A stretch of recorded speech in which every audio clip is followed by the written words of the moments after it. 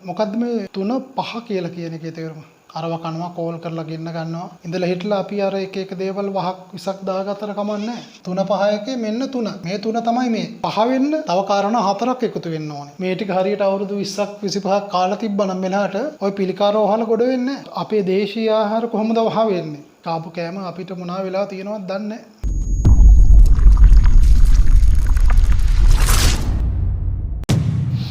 3 5 කියලා කිව්වම තියෙනවනේ සේටම 3 5. අපි හැම දෙයකම කියන 3 5 කියලා. එහෙම නෙමෙයි. 3 5 කියලා කිව්වම මේකේ වර්ග තියෙනවා. 3 5 මොනවාද? සරකු කුඩු කියලා කියන්නේ මොනවාද? එතකොට සංයෝගකාරක කියන්නේ මොනවාද? 3 5. මොකද්ද මේ 3 5 කියලා කියන එකේ තේරුම?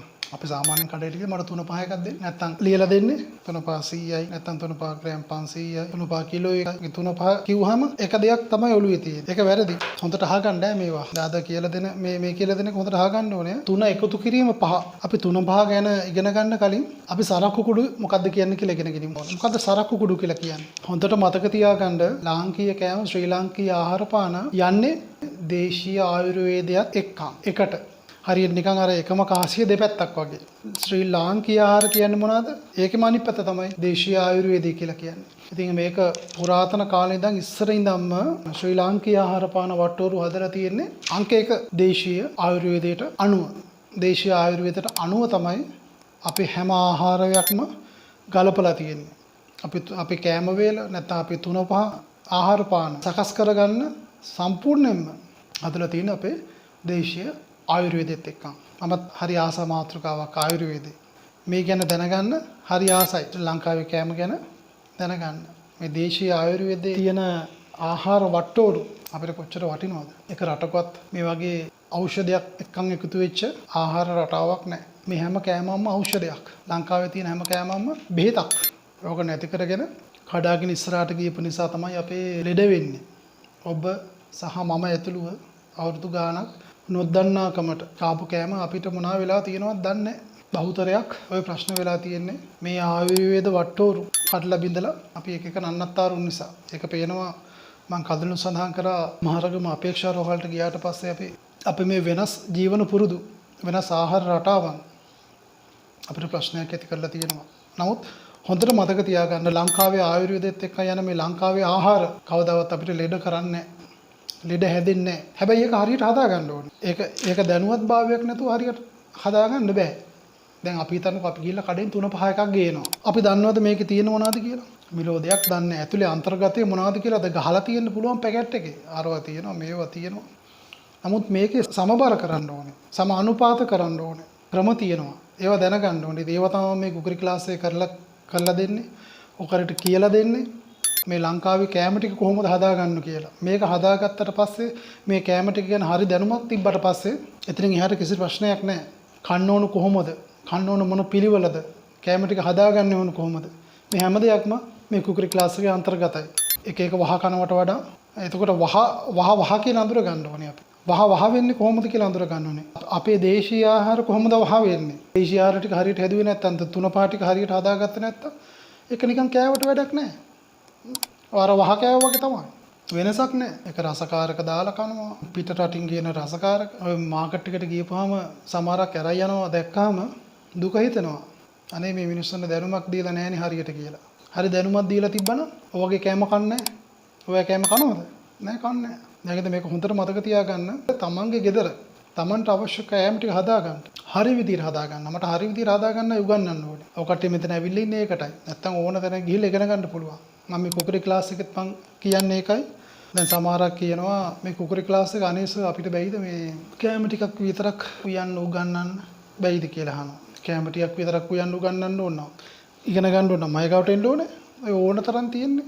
දැන් ඕන තරම් තියෙනවා. ෆෝන් එකක් අතර ගත්තට YouTube එක බලුවනම් Tamanට ඕන කෑමක් උයන්න පුළුවන්.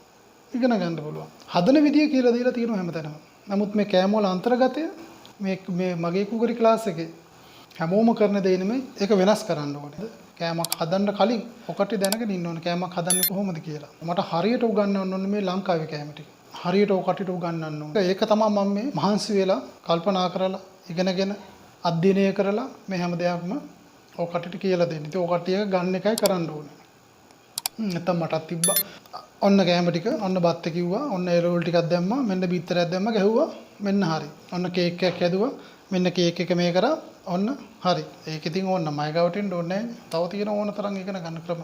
කෑම උයන්න ඉගෙන ගන්න ක්‍රම තියෙනවා. කෑමක් උයන්න දාන දේවල් පිළිබඳව හරි වැටහීමක් හරි දැනීමක් තියෙන්න ඕනේ. වැටහීමක් හරි දැනීමක් නැති වුණාම තමයි අනාගන්නේ. ලෙඩ හැදෙන්නේ. ප්‍රශ්න වෙන්නේ. ඉතින් ඒක නිසා හොඳට ඔලුවට ගන්න මේ කාලේ ඔය කට්ටිය විශේෂයෙන් ඇත්තෙන් මේ ක්ලාස් එකට එන්න හිතිච්ච එකත් ඔය කට්ටියට වාසනාවක්. මට ඕන ඔය කට්ටියට හරි දැනුමක් ලබා දෙන්න. අපි ඉගෙන ගත්ත දැනුම හරි විදියට ඔය කට්ටියක් යන්නව නම් ඒක හරි ආසයි. නිකන් කැම ටික කොහේ උයන එක නෙමෙයි. ඕන මිනිස්සුෙකුට උයන්න පුළුවන්. ගින්දර තියනවනම්, දර තියනවනම්, උයන්න මොන හරි පරිප්පු තියනවනම්, ඇදිලියක් තියනවනම් තිබ්බ වතුර දැම්ම රත් කරා. මොකක් හරි මගුලක් එයිනේ හැදිලා. එක්තරා පුජ්‍යලෙක් ඉන්නවා. ඒ මිනිස්සයා මොන හරි කෑමක් හදන්න ගියොත් එහෙම ඒකට ගොරකක් දානවා. දෙහිත් දානවා. කාමරක්ක් දානවා. සියඹලක් දානවා. මේක එකකට දාන්නේ. කනවා ඉතින් මිනිස්සයා කනවා. ඒක නෙමෙයිනේ වෙන්න ඕනේ. අපි දැනගන්න ඕන ගොරක දාන්නේ. ගොරක දැම්මහම මොකද වෙන්නේ? සියඹල දාන්නේ මොකටද? ගොරක දාන්නේ මොකටද? යම්සි දෙයක් හයි කරගන්න. සියඹල දාන්නේ මොකටද? මෙලෙක් කරගන්න. එතකොට ඒ වගේ දෙහි දාන්නේ මොකටද? දැනගන්න ඕනේ. එහෙම නැතුව මොකක් හරි රෙසිපි එකක් බලාගෙන නැත්නම් කවුරුහරි උගන්වනවා බලාගෙන ඉඳලා කවුරුහරි කියලා දෙනවා බලාගෙන ඉඳලා කෑමක් හදන්න පුළුවන්. ඕන මිනිස්සුෙකුට උයන්න පුළුවන්.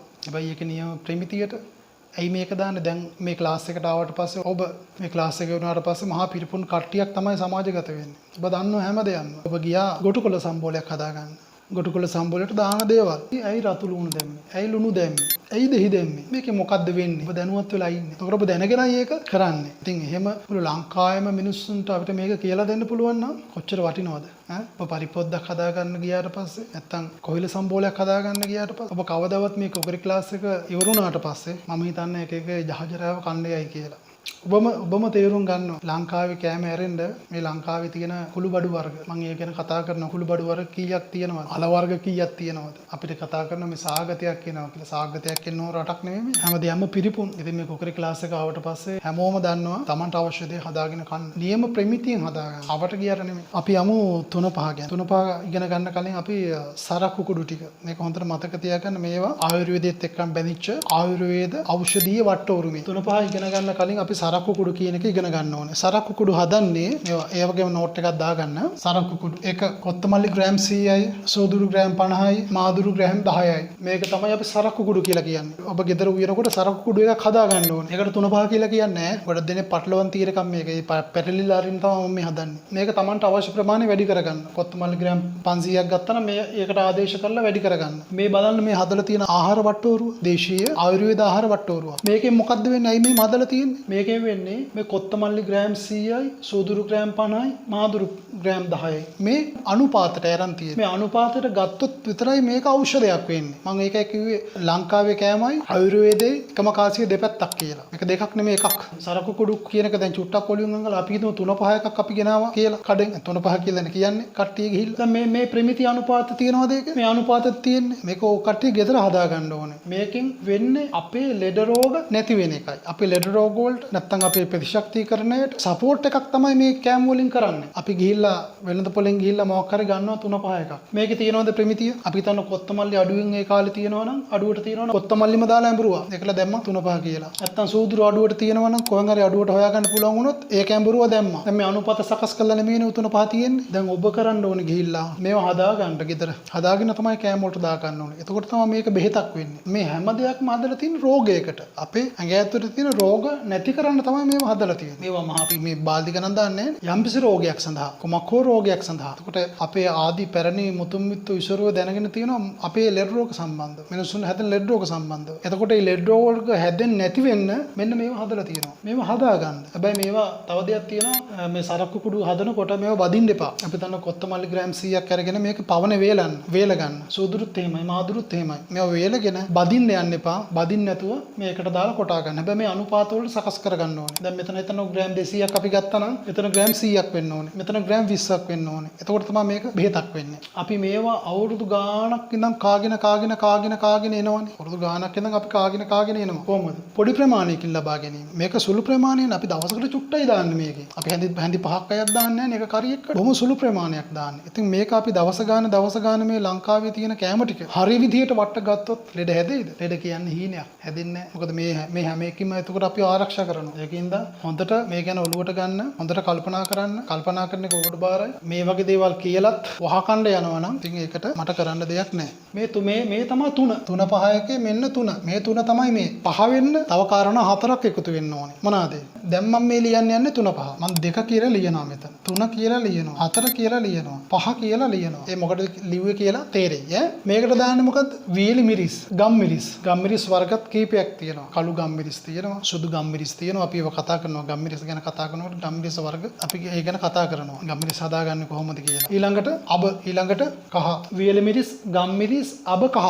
මම මේ 2 3 4 5 කියලා දැම්මේ මොකද්ද? ඔන්න ඔක තේරුම් ගන්න හොඳට. මේක හොඳට අහගන්න. 3 5 වෙන්නේ කොහොමද කියලා මම මේ කියලා දෙන්න යන්නේ. 3 5 තමයි මේ සරක කුඩු කියලා කියන්නේ මේ සෙට් එක. මේ සෙට් එක ගන්න එකක් හැටියට. 3 5 වෙන්නේ එහෙමයි. මේ 3යි කොත්තමල්ලි ග්‍රෑම් 100යි, සූදුරු ග්‍රෑම් 50යි, මාදුරු ග්‍රෑම් 10යි මේ සෙට් එකම අඹරලා එකට ගත්තාම ඒක එකක් වශයෙන් සලකන්නේ. මෙන්න ඒ 3. 5 වෙන්න වියලි මිරිස්, ගම් මිරිස්, අබ, කහ මේ ටික එකතු වුණාම තමයි අපි කියන්නේ 3 5 කියලා. අන්න ඒක හොඳට මතක තියාගන්න. 3 5 හැදෙන්නේ ඔන්න ඔහොමයි. මේ ටික වෙනම හදාගන්න. මේ ටික බදින්න යන්න එපා. වේරලා කොටා ගන්න. එතකොට ඒක සරකු කුඩු. අපි ඒකට 3 5 කියලා කියන්නේ. ඒක සරකු කුඩු. එතකොට මෙන්න මේ ටික අඹරලා ගත්තාම මේකයි දෙකම එකට දාලා අඹරලා ගත්තාම අපි ඒකට කියනවා 3 5 කියලා. ඒක සාමාන්‍යයෙන් කොළ පාට ගතියක් එන්නේ නැති වෙයි. මොකද අබ දානවා, ගම් මිරිස් දානවා. මිරිස් දාන නිසා මේ වගේ ලයිට් කලර් එකක් එන්නේ නැහැ. ඒක චුට්ටක් ඩාර්ක් කලර් එකකට වගේ.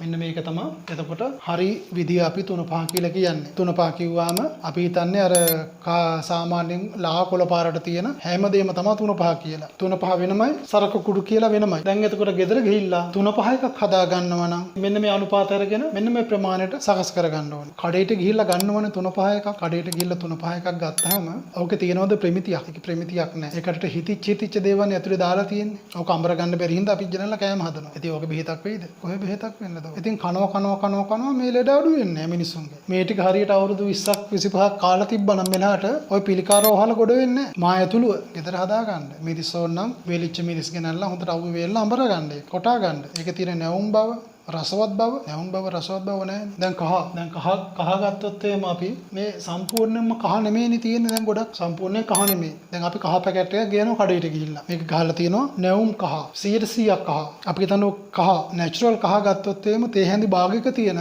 කහ තියනවාද කවලම් කරපු කහ එක. එතකොට අපි කෑවට වැඩද? ඉතින් ඒව කෑවට පෝෂණයක් එනවද? ලෙඩට අපේ ලෙඩට සපෝට් කරනවද ඒ කහ එක? නෑ. කායක සපෝට් කරන්නේ නැහැ එතකොට. ඉතින් අපි ලෙඩ වෙනවනේ. මම ඒක ඉස්සෙල්ලා කිව්වේ. අපේ දේශීය ආයුර්වේදෙත් එක්කන් තමයි යන්නේ ලංකාවේ කෑම. හැබැයි ඒක හරියට හදා ගන්න ඕනේ. කහනම් කහ. කවලම් කරපුවා නෙමෙයි. ඔකට වෙන ඒවත් දාන්න ඕනේ. මම ඒව දැන් කතා කරන්න යන්නේ. පස්සේ මම කියලා දෙන්නම් කොහොමද ඒක වංචාවල් කරන්න කියලා. එතකොට ඒව විසයි. එතකොට මේකේ නියම ප්‍රමිතිය නැහැනේ. අපි හිතන්නකෝ දැන් අපි 3 5 එකක් මොන හරි ගෙනාවොත් කඩෙන් මේකේ ඇතුලේ තියෙන ප්‍රමිතිය නැහැනේ. අපි හිතන්නකෝ මේ මාදුරු තිබ්බ මාදුරු මැබුරුලා දැම්ම ඇතුලට. මාදුරු ග්‍රෑම් 10ක් තියෙන ඕනේ තන්ට මාදුරු කිලෝ එකක් දැම්මට වැඩක් නැහැ. හොඳට මතක තියාගන්න මේ ප්‍රමිතිය තියෙන්න ඕන. ඔය කට්ටියක් දැන් මේ ක්ලාස් එකේ වුණාට පස්සේ වෙන මිනිස්සු අය ගිහිල්ලා අර S2 බැඳලා අත ගන්නවා වගේ. ඔය කට්ටියත් අර ගිහිල්ලා ජරාව ගේන්නේ නැතුව ඒවා ගෙදර හදා ගන්න ඕනේ. ඒක ඇඟට ගන්න. මේක પરම්පරා ගානක්. දැන් අපි හැදෙමු. දැන් ඇතිනේ. දැන් අපි වෙනස් වෙන්න ඕනේ. දැන් ඇති. මේ ගැන හරි අවබෝධයක් අපි දැන් ගමු. මම යම්කිසි දැනුමක් කරන් තියෙනවා නම් ඒ දැනුම මම පුළුවන් විදිහට මම දෙනවා. තව අපි හැම දෙයක්ම මීට වඩා අභ්‍යන්තරයට ගිහිල්ලා යම් දේවල් අපි කතා කරනවා. මොන හරි ප්‍රශ්නයක් තිබ්බොත් මේ සම්බන්ධව අහන්න. ඔකට දන්නව ඇති දැන් ඉස්සර කාලේ ආදි කාලේ අපේ ආච්චිලා සීයලා ඒ પરම්පරා ඉස්සර ඉතින් ඔයගේ සුපර් මාකට් වල නැහැනේ. සුපර් මාකට් නැහැ ගිහිල්ලා ගන්නතර මේ තල්ලු කරගෙන මෙහෙම ගිහිල්ලා ගන්න දේවල් නැහැ. ඒ කට්ටිය ගෙදර මිරිස් ගල් තිබ්බා. ගෙදර මිරිස් ගල් තිබ්බා. වංගිරි තිබ්බා. කුරක්කන් ගල් තිබ්බා. මට මතකයි අපි පොඩි කාලේ අපි ඕවා කරා. ඉතින් එතකොට වෙනම එක්සර්සයිසස් කරන්න අවශ්‍ය නැහැ. වෙනම ව්‍යායාම කරන්න ඕනේ. එතකොට හැම දෙයකින් ව්‍යායාම එනවා. ව්‍යායාම ඒ මිනිස්සුන්ට ආවා. ඉතින් මේ 3 5 ඉස්සර මිනිස්සු හදාගත්ත ක්‍රමයක් තිබ්බා. මොකද්ද? මේ කට්ටිය සතියකට විතර හදා ගන්නවා 3 5. ඒ කොහොමද හදාගන්නේ? මෙන්න මේ අවශ්‍ය ප්‍රමාණය අරගෙන මේ කට්ටිය ගලේ අඹර ගන්නවා. මිරිස් ගලේ අඹරනවා. අඹරලා දවසකට අවශ්‍ය ගුලි ප්‍රමාණය මෙයා හදලා තියාගන්න. ෆ්‍රිජ් තිබ්බද? ෆ්‍රිජ් නෑ ඒ කාලේ. එතකොට කොහොමද මේ කට්ටිය මේ නරක වෙන්නේ නැති වෙන්න තියාගත්තේ? කොහොමද ඒ ඥානෙ? කොහොමද මේ මොලේ? එතකොට අපි ෆ්‍රිජ් නැති කාලේ 3 5 අඹරලා සතියක් විතර තියාගත්ත. කොහොමද තියාගත්තේ? එහෙම 3 5 ගුලිය හැදුවා.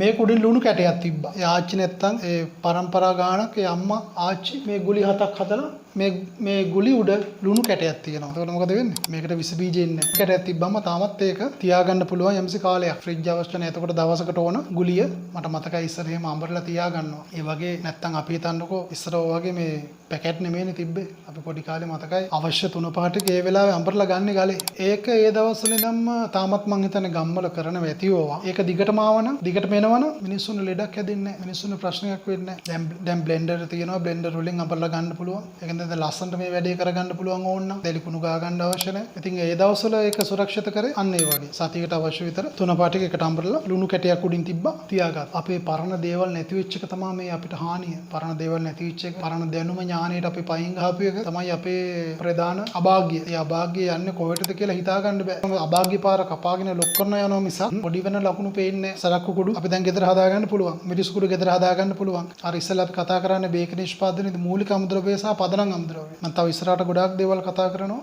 සංයෝගකාරක කියන්නේ මොනවද? ඒ දේවල් අපි ඉස්සරහට කතා කරනවා. හෙට ඉඳන් එහෙනම් දැන් ගෙදර ඉඳන් අලුත් තුනපා බෝතල් හැදෙන්නේ. එහෙම තමයි හැදෙන්න ඕනේ. වෙනස් කරගන්න. හොඳටම පිරිපුන්න මේවා දාගෙන අපි හදනවා කියන්නේ. ඒ කෑම වේල අපි දන්නවා. ෂුවර්. ඒ කෑම වේල ආයුර්වේදයේ වටිනාකම යුත් කෑම වේලක් කියලා අපි දන්නවා. ඒක නිසා අපි දැන්වත් යූටර්න් එකක් ගහමු. දැන්වත් යූටර්න් එකක් ගහලා අපි හැරෙමු. ජාජරයව අරව කනවා, කෝල් කරලා ගෙන්න ගන්නවා. මේවා කනවා.